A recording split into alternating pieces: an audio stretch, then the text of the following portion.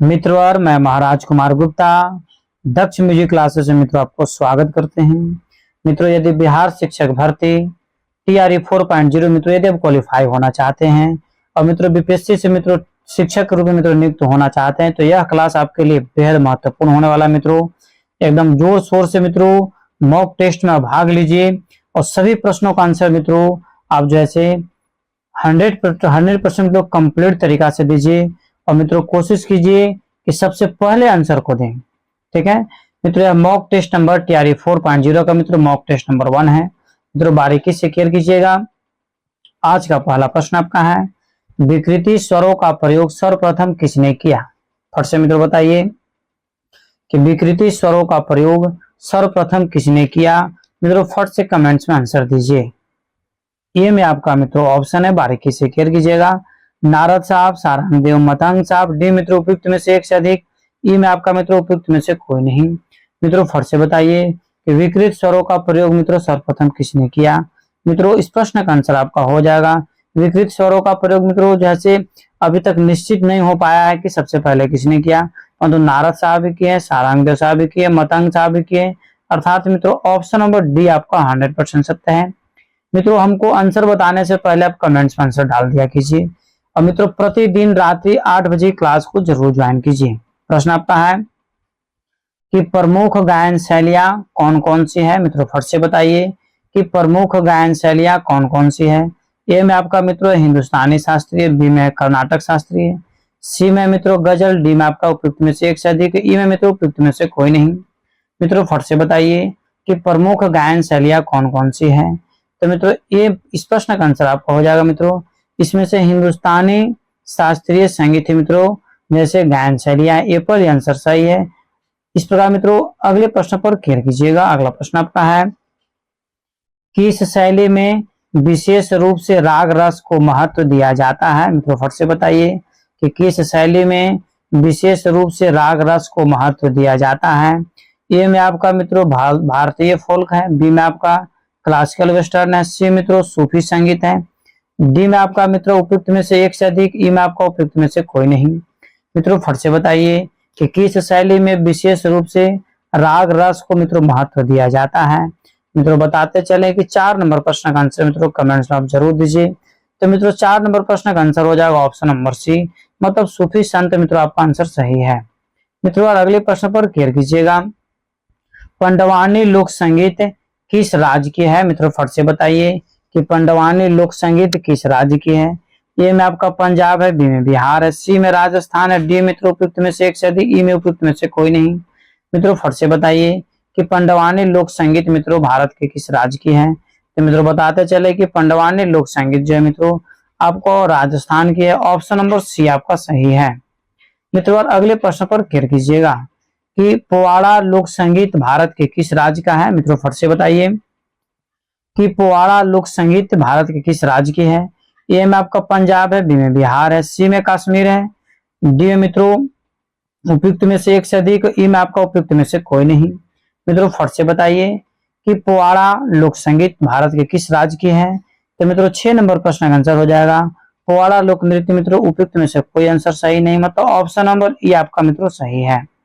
अगले प्रश्न पर क्लियर कीजिएगा कि बिहार के लोक गीतों का मुख्य उद्देश्य क्या है। मित्रों फट से बताइए कि बिहार के लोक गीतों का मुख्य उद्देश्य क्या है। ए में आपका मित्रों रोमांटिक भावनाएं, बी में मित्रों आपको कृषि एवं गांव के जीवन को दर्शाना, सी में मित्रों राजनीतिक संदेश, डी में आपका उपयुक्त में से एक से अधिक, ई में मित्रों उपयुक्त में से कोई नहीं। मित्रों फट से बताइए कि बिहार के लोक संगीतों का मुख्य उद्देश्य क्या है। मित्रों 7 नंबर प्रश्न का आंसर आपका हो जाएगा ऑप्शन नंबर बी, मतलब कृषि और गांव के जीवन को दर्शाना। ऑप्शन नंबर बी मित्रों आपका 100% सत्य है। अगले प्रश्न पर मित्रों क्लियर कीजिएगा, इस वाद्य को कमाने द्वारा बजाया जाता है, अर्थात मित्रों कहने का मतलब है कि कौन सा ऐसा वाद्य है जिसे मित्रों कमाने के द्वारा बजाया जाता है। ए में मित्रों आपका ऑप्शन है बीना, बी में आपका वायलिन, सी में गिटार, डी में मित्रों उपयुक्त में से एक से अधिक, ई में आपका उपयुक्त में से कोई नहीं। मित्रों फट से कमेंट्स आंसर दीजिए, क्योंकि मित्रों इसके पहले मित्रों जब थ्योरी क्लास लिए हैं उनसे मित्रों सभी प्रश्नों का डिटेल्स मित्रों आंसर बताते चले, विथ मित्रों उसका थ्योरी भी बता दिए हैं। तो मित्रों कमाने द्वारा जो बजाया जाता है वायलिन बजाया जाता है। ऑप्शन नंबर बी आपका मित्रों 100% सत्य है। अगला प्रश्न मित्रों केयर कीजिएगा, यह राग काफी ठाट का है। मित्रों फट से बताइए, यह राग काफी ठाट का है। ए में आपका देसी है, बी में ललित है, सी में मित्रों आपका जैसे भीम पलासी है, डी में तो उपयुक्त में से एक से अधिक, ई में उपयुक्त में से कोई नहीं। मित्रों फट से बताइए कि कौन सा ऐसा राग है मित्रों जो काफी ठाट का है। तो मित्रों 9 नंबर प्रश्न का आंसर हो जाएगा Bhimpalasi. Option number C आपका सही है। अगले प्रश्न पर मित्रों केयर कीजिएगा कि गायक के गुण दोष को क्या होते, मेरे कहने का मतलब मित्रों गायक के गुण दोष क्या होता है। फट से मित्रों बताइए, ए में आपको है स्वरों में सुंदरता की कमी, बी में मित्रों ताल में अभिन्नता, सी में मित्रों श्रुति के अस्तित्व में विलंघन, डी में मित्रों उपयुक्त में से एक से अधिक, ई में आपका उपयुक्त में से कोई नहीं। मित्रों फट से बताइए कि गायक के गुण दोष मित्रों क्या होते हैं। तो मित्रों 10 नंबर प्रश्न का आंसर हो जाएगा उपयुक्त में से सभी आपका आंसर सही है। मतलब स्वरों में सुंदरता की कमी भी होता है, अधिक भी होता है, ताल में अनियमितता भी होता है, श्रुति के अस्तित्व में विघ्न भी होता है। इस प्रकार मित्रों डी आंसर आपका 100% सत्य है। अगले प्रश्न पर मित्रों केयर कीजिएगा और मित्रों कोशिश कीजिए कि सभी प्रश्नों का आंसर मित्रों कमेंट्स में जरूर देते रहें। मित्रों आपका प्रश्न है कि गंभीर प्रकृति का गीत कौन सा है। मित्रों फट से बताइए कि गंभीर प्रकृति का गीत मित्रों कौन सा है। ए में आपका ठुमरी है, बी में टप्पा है, सी में ध्रुपद है, डी में मित्रों उपयुक्त में से एक से अधिक, ई में आपका उपयुक्त में से कोई नहीं। मित्रों फट से बताइए कि गंभीर प्रकृति का गीत मित्रों कौन सा है। तो 11 नंबर प्रश्न का आंसर आपका हो जाएगा गंभीर प्रकृति का गीत जो है मित्रों आपका ध्रुपद है। ऑप्शन नंबर मित्रों आपका सी 100% सत्य है। नहीं, इस प्रकार हम लोग अगले प्रश्न पर मित्रों केयर करेंगे।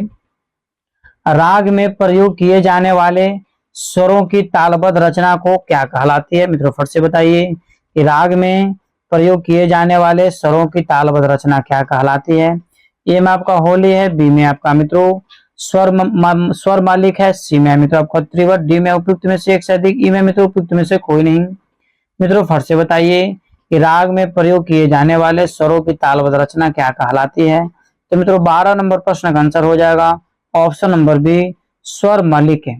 ठीक है, इस प्रकार मित्रों हम लोग अगले प्रश्न पर केयर करेंगे। अगला प्रश्न आपका है नायक नायिका क्या होते हैं। मित्रों फट से बताइए कि नायक नायिका क्या होते हैं। ए में मित्रों आपका एक विशिष्ट राग के नाम है, बी में मित्रों एक गीत के बोल है, सी में गाने की संगीतीय अंग है, डी में मित्रों उपयुक्त में से एक से अधिक, ई में उपयुक्त में से कोई नहीं। मित्रों फट से बताइए कि इस प्रश्न का आंसर क्या होगा। इस प्रकार मित्रों और फटाफट कमेंट्स में आंसर दिया कीजिए। तो मित्रों इस प्रश्न का आंसर आपका हो जाएगा ऑप्शन नंबर ए, मतलब उपयुक्त में से मित्रों कोई सही नहीं है। अगले प्रश्न पर मित्रों केयर कीजिएगा, ध्यान दीजिएगा बारीकी से। घराना का अर्थ क्या है। फट से मित्रों बताइए कि घराना का अर्थ मित्रों क्या है। ए में आपका एक संगीतकार का नाम, बी में एक राग के नाम, सी में मित्रों संगीतीय एकता का संकेत, डी में मित्रों उपयुक्त में से एक से अधिक, और ई में मित्रों उपयुक्त में से कोई नहीं। मित्रों फट से बताइए कि घराना का अर्थ क्या है। तो मित्रों 14 नंबर प्रश्न का आंसर आपका हो जाएगा ऑप्शन नंबर सी, मतलब संगीतीय एकता का संकेत है। ठीक है मित्रों, इस प्रकार अगले प्रश्न पर मित्रों केयर कीजिएगा। ख्याल, ध्रुपद, धमार, ठुमरी, टप्पा और तराना क्या है। फट से मित्रों बताइए, कि हम थ्योरी क्लास में तो आपको बता चुके हैं। ए में आपका मित्रों संगीत की कृतियां है, बी में संगीत के रूप है, सी मित्रों एक प्रकार का नृत्य है, डी में उपयुक्त में से एक से अधिक, ई में मित्रों उपयुक्त में से कोई नहीं। मित्रों फट से बताइए कि ख्याल, ध्रुपद, धमार, ठुमरी, टप्पा और तराना मित्रों यह क्या है। मित्रों बताते चले कि 15 नंबर प्रश्न का आंसर आपको हो जाएगा संगीत की कृतियां हैं। ऑप्शन नंबर ए पर आपका सही है। अगले प्रश्न पर मित्रों केयर कीजिएगा कि तबले में कितने घर होते हैं। और मित्रों अंतिम समय तक आपको क्लास में रहने की जरूरत है। यदि आप क्वालिफाई होना चाहते हैं तब प्रतिदिन क्लास को ज्वाइन कीजिए। ये तबले में मित्रों कितने घर होते हैं। ए में आपका 16 है, बी में 8 है, सी में 17 है, डी मित्रों उपयुक्त में से एक से अधिक, ई में आपका मित्रों उपयुक्त में से कोई नहीं। मित्रों बताते चले कि तबले में मित्रों जो कुल घर होता है 16 घर होता है। गट्टा यदि कहा जाएगा तो 8 गट्टा होता है। अर्थात मित्रों ए पर आंसर आपका सही है। तबले में कितने घर होते हैं तो 16 घर होते हैं, और तबले में कितने गट्टे होते हैं तो 8 होते हैं। इस प्रकार मित्रों अगले प्रश्न पर केयर कीजिएगा, ध्यान दीजिएगा बारीकी से। दिल्ली बाज कहलाता है। मित्रों फट से बताइए कि दिल्ली बाज कहलाता है। ए में है मित्रों आपका लौ का बाज, बी में स्याही का बाज, सी मित्रों किनार का बाज, डी में मित्रों उपयुक्त में से एक से अधिक, ई में आपको उपयुक्त में से कोई नहीं।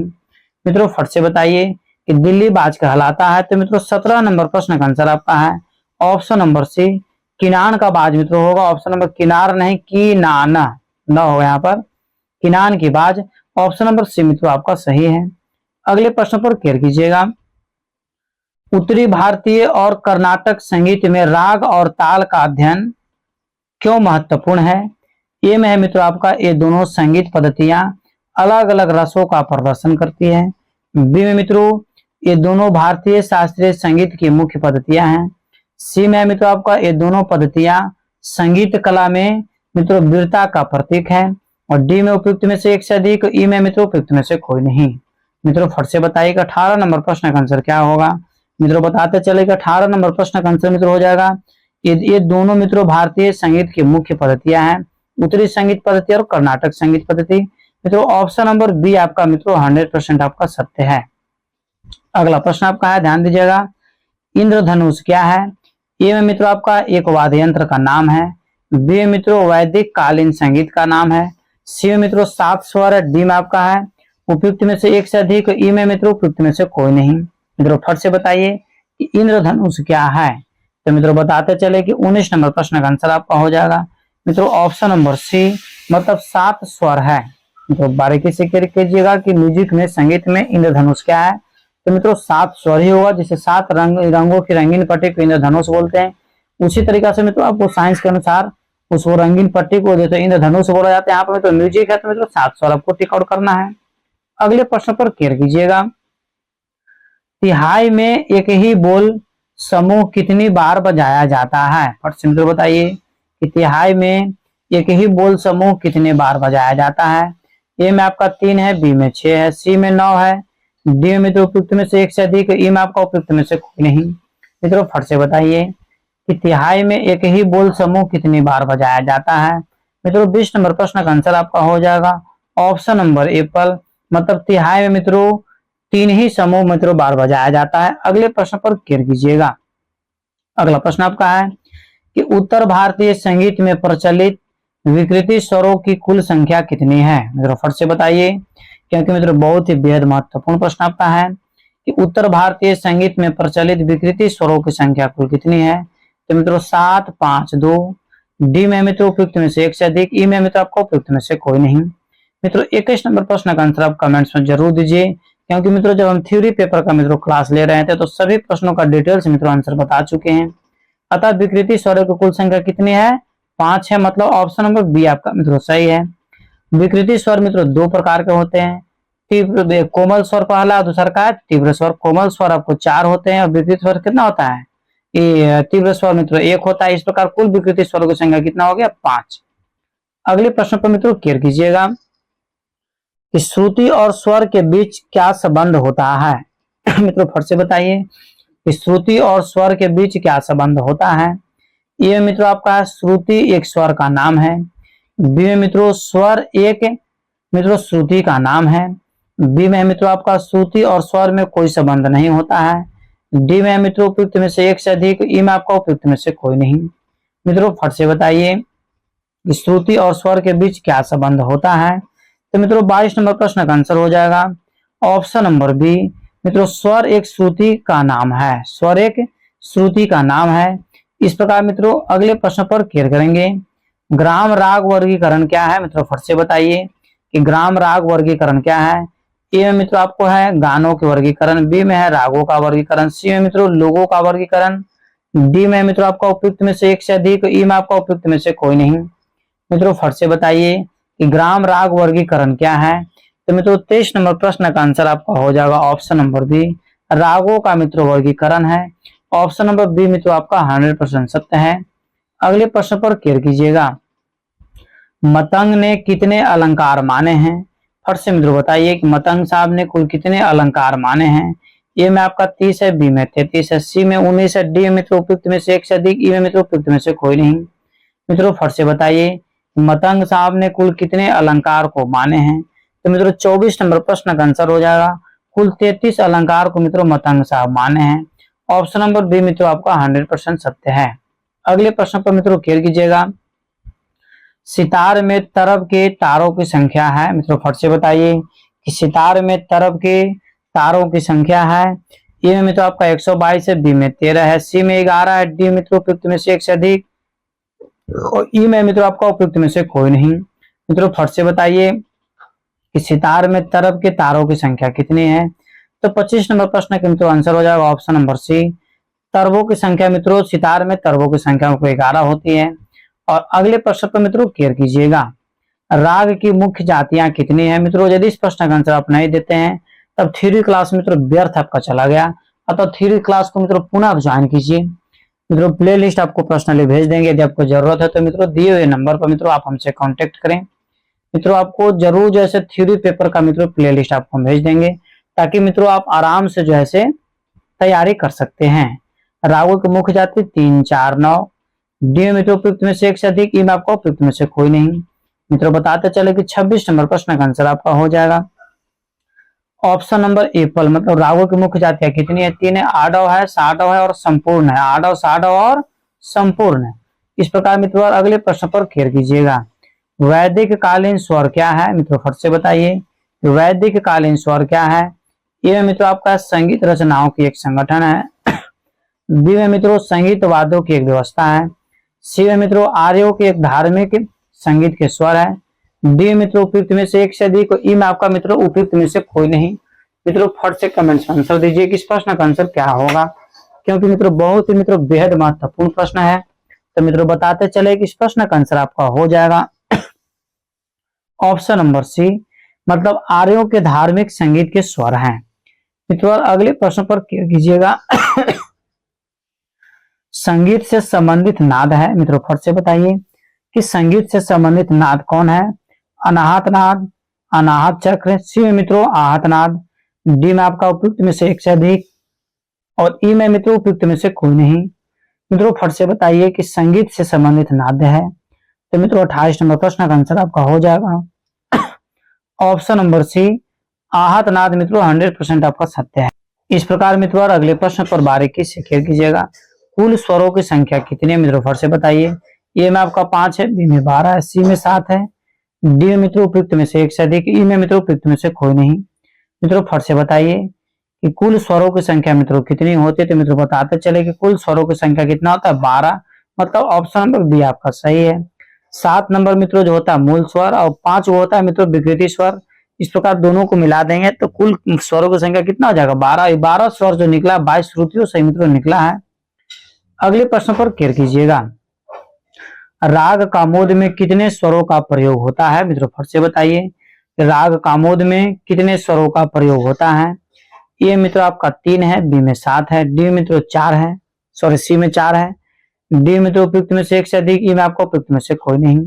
मित्रों फट से बताइए कि राग कामोद में कितने स्वरों का प्रयोग होता है? तो मित्रों 30 नंबर प्रश्न का आंसर आपका हो जाएगा ऑप्शन नंबर बी, राग कामोद मित्रों 7 स्वरों का प्रयोग होता है।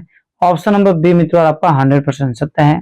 अगले प्रश्न पर मित्रों केयर कीजिएगा कि जिस थाट के अंतर्गत राग की उत्पत्ति मानी जाती है उसे क्या कहते हैं? मित्रों फट से बताइए कि जिस थाट के अंतर्गत राग की उत्पत्ति मानी जाती है उसे मित्रों हम क्या कहते हैं?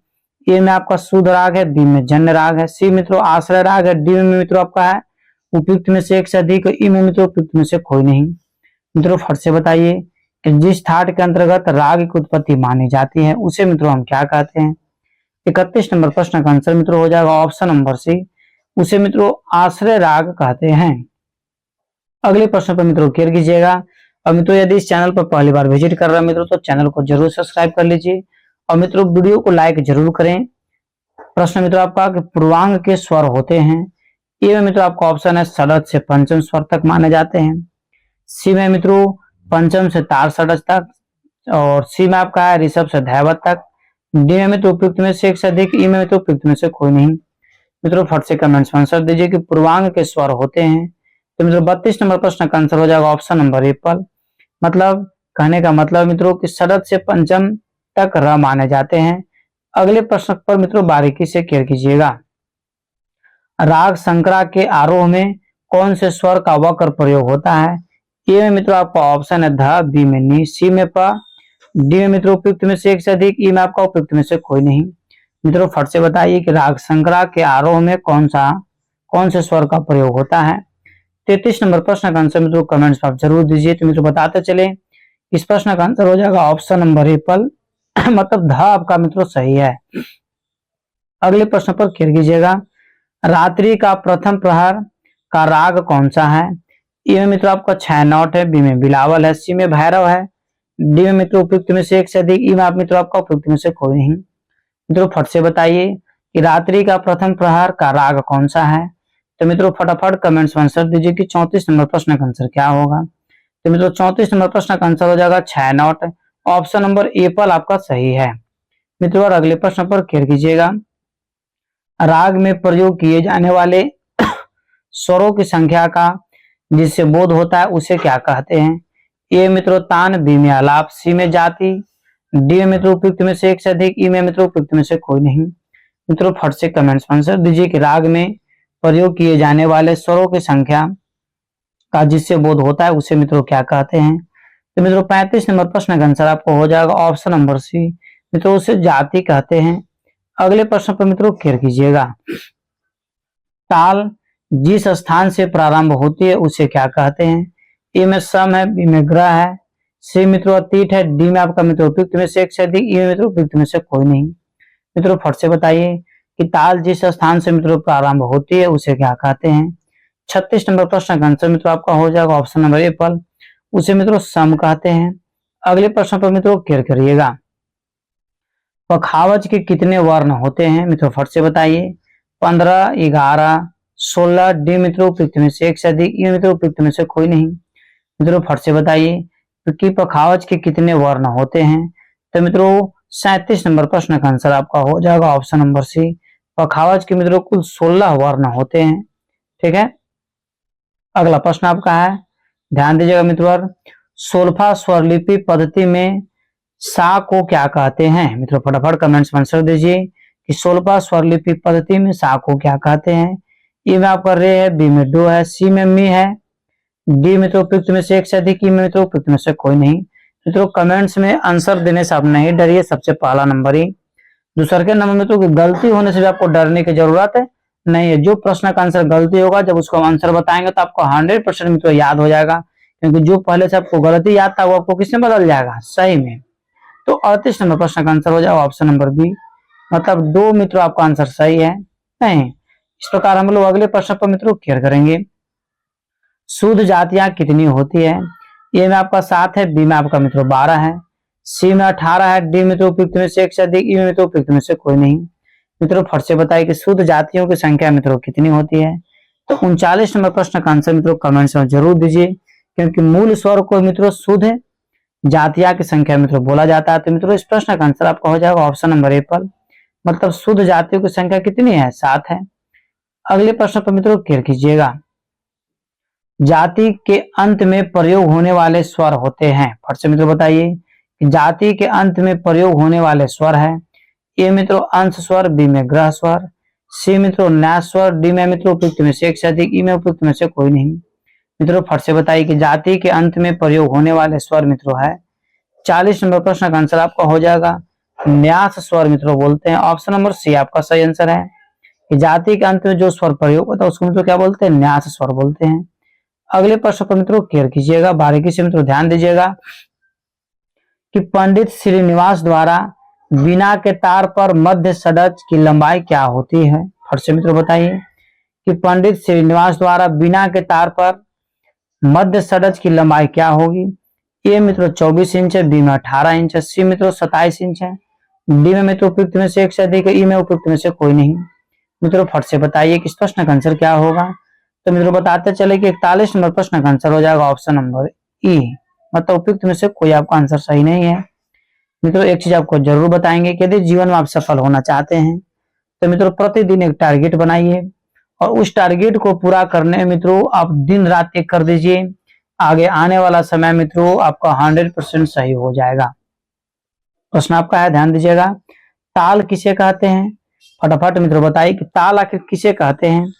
ये मित्रों आपको स्वर, वर्ण और राग को, बी में मित्रों श्रुति स्वर व्यवस्था को, सी में मित्रों आपका गायन वादन, नृत्य की क्रिया नापने को। और मित्रों डी में उपयुक्त में से एक से अधिक, ई में मित्रों उपयुक्त में से कोई नहीं। मित्रों फट से बताइए कि ताल किसे कहते हैं। तो मित्रों बताते चले कि 42 नंबर प्रश्न का आंसर मित्रों आपका हो जाएगा।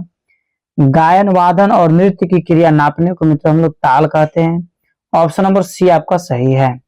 मित्रों अगले प्रश्न पर केयर कीजिएगा कि प्राचीन काल के विद्वानों के अनुसार, मित्रों बारीकी से केयर कीजिएगा। इस प्रकार मित्रों ध्यान दीजिएगा कि श्रुति पर होता है। मित्रों ए में आपका मित्रों आपका ऑप्शन है 5वीं पर, बी में पहली पर, सी मित्रों 4थी पर, डी मित्रों उपयुक्त में से एक से अधिक, ई मित्रों उपयुक्त में से कोई नहीं।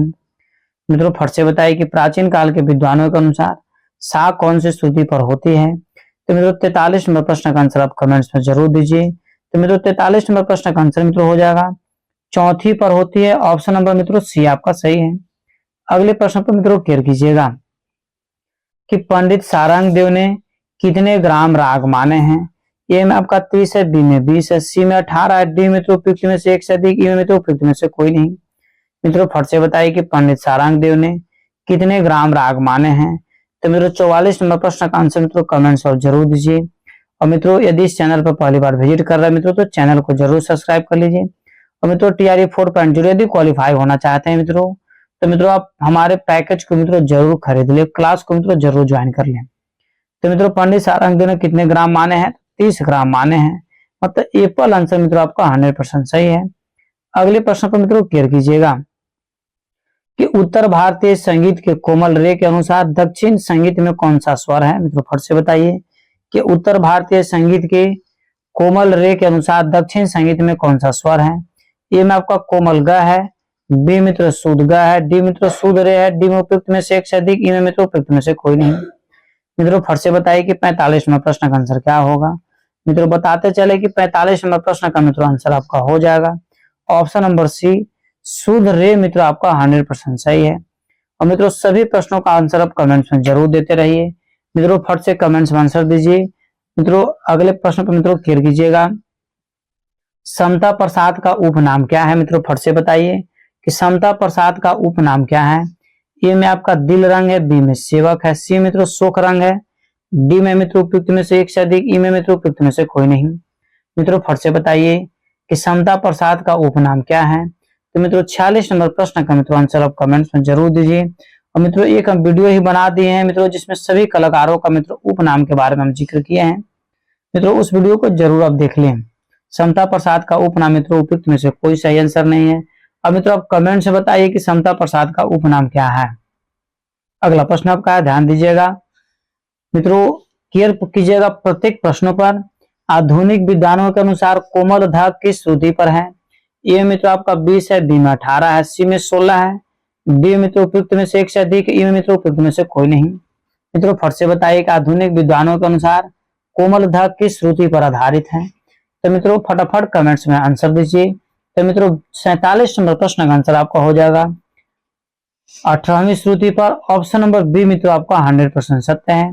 इस प्रकार मित्रों अगले प्रश्न पर केयर कीजिएगा निम्नलिखित में से कौन सा एक संगीत का मुख्य अंग है। मित्रों फट से कमेंट से आंसर दीजिए कि निम्नलिखित में से कौन सा एक संगीत का मुख्य अंग है। ए में आपका गायन है, बी में नृत्य है, सी में वादन है, डी में मित्रों उपयुक्त में से एक से अधिक, ई में मित्रों उपयुक्त में से कोई नहीं। मित्रों फट से कमेंट्स में आंसर दीजिए कि निम्नलिखित में से कौन सा एक संगीत का मुख्य अंग है। तो मित्रों 48 नंबर प्रश्न का आंसर हो जाएगा उपयुक्त में से सभी। मतलब गायन भी जरूरी है, नृत्य भी जरूरी है, वादन भी जरूरी है। मतलब ऑप्शन नंबर डी मित्रों आपका 100% सत्य है। मित्रों बीपीएससी TRE 4.0 मित्रों इसी तरीका के प्रश्न आपको पूछेंगे। अतः मित्रों आप इस नंबर के माध्यम से ध्यान दीजिएगा, लिख रहे हैं आप मित्रों, आप हमसे व्हाट्सएप से ऑन कॉल मित्रों कांटेक्ट कीजिए। मित्रों आपको तत्काल संपूर्ण मित्रों PDF विद मित्रों क्लास आपको ज्वाइन करवाया जाएगा, जिससे कि मित्रों आपको 100% रिजल्ट होगा।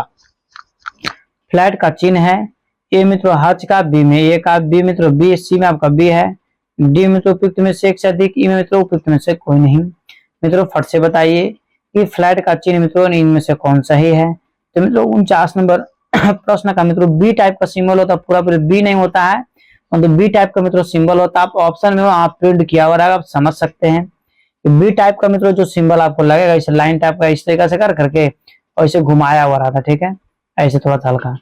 तो मित्रों इसका आंसर ऑप्शन नंबर सी आपका 100% सत्य है।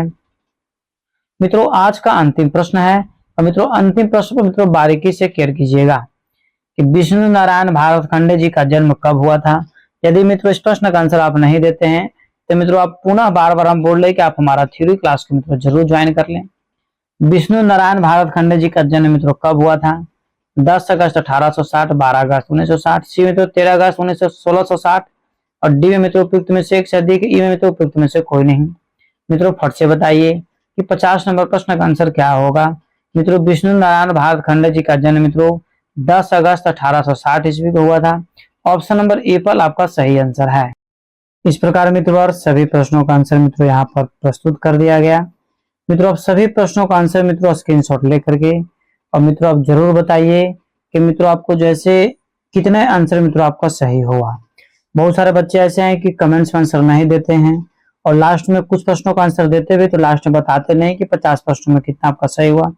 जैसे मित्रों आप कॉपी क्वेश्चन लेकर के बैठिए प्रतिदिन, और मित्रों आप जैसे प्रत्येक प्रश्नों का आंसर मित्रों आप जरूर बताते रहिए और नोट करते रहिए। जब आपका सही हो गया तो उसको सही में आप टिक आउट कर लीजिए, गलत हुआ तो गलत में। और तब तक मित्रों लास्ट में काउंट कर करके फट से बता दीजिए कि कितने प्रश्नों का आंसर आपका सही हुआ। जैसे मान लीजिए कि 50 प्रश्न में तो आपको 40 प्रश्न सही हुआ तो 40 भी खाली लिख दीजिएगा तो हम समझ जाएंगे, या फिर 40/50 भी लिख सकते हैं, उससे कोई दिक्कत है नहीं है। इस प्रकार मित्रों आज का क्लास मित्रों यहीं पर समाप्त किया गया। मित्रों यदि इस चैनल पर आप पहली बार विजिट कर रहे हैं मित्रों तो चैनल को सब्सक्राइब कीजिए, लाइक कीजिए, शेयर कीजिए, कमेंट्स कीजिए। और मित्रों यदि आप म्यूजिक का संपूर्ण कोर्स मित्रों यदि खरीदना चाहते हैं तो मित्रों इस नंबर के माध्यम से आप मित्रों हमसे कांटेक्ट करें। मित्रों तत्काल आपको मित्रों जैसे आपको सारा बीपीएससी टीआरई 4.0 के म्यूजिक में जो कंपलसरी है, जैसे म्यूजिक 80 प्रश्न, जैसे 70 नंबर का जो मित्रों रहेगा GK GS, Hindi English compulsory, सभी मित्रों आपको क्लास आपको प्रोवाइड करवाया जाएगा। तब तक के लिए मित्रों स्वस्थ रहिए, मस्त रहिए। एक बार प्रेम से बोलिए भारत माता की जय।